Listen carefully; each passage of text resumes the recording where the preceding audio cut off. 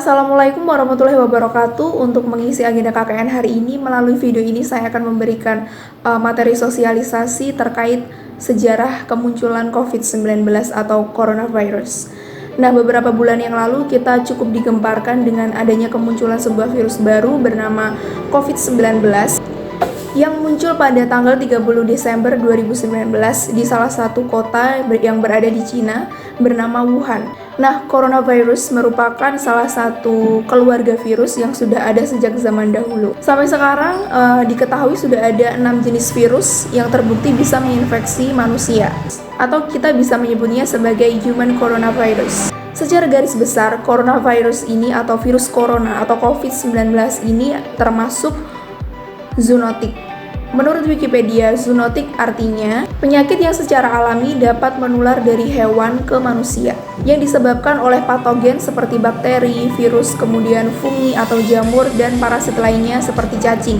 Sebelumnya dari beberapa tipe virus tadi diketahui ada dua yang paling berat, yaitu SARS dan MERS. Nah, keduanya sama-sama diperantarai oleh hewan. Bedanya adalah MERS itu diperantarai oleh unta, sedangkan SARS itu diperantarai oleh musang. Untuk virus yang baru saja ditemukan dan cukup menghebohkan kita semua itu bernama virus corona atau COVID-19 atau yang biasa ditulis dengan 2019 novel coronavirus atau 2019 nCoV. Nah, untuk COVID-19 ini dia mempunyai masa inkubasi selama 14 hari. Apa sih yang dimaksud masa inkubasi ini? Masa inkubasi adalah misalnya nih ketika hari ini seseorang terpapar virus corona, kemudian gejalanya baru muncul 14 hari kemudian. Tapi juga tidak menutup kemungkinan sih kalau ternyata sebelum 14 hari dia sudah menunjukkan gejala-gejala adanya dia terpapar atau terinfeksi COVID-19. Nah, awalnya virus corona ini atau COVID-19 ini ditemukan di seafood market yang ada di Wuhan, Cina itu tadi. Nah, ternyata seafood market itu tidak hanya menjual hewan-hewan laut, tapi juga menjual hewan-hewan liar yang masih dalam keadaan hidup.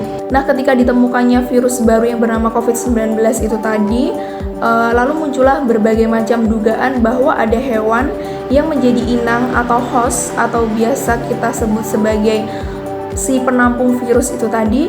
Hewannya itu adalah kelelawar, tapi juga ada yang menduga bahwa si inang atau hostnya itu tadi adalah hewan lain, yaitu ular. Dari situlah kemudian virus mulai merebak di seluruh kota Wuhan, kemudian sampai ke luar negeri, bahkan sampai ke Amerika, sampai ke benua Eropa, bahkan ke Asia, termasuk Indonesia sendiri.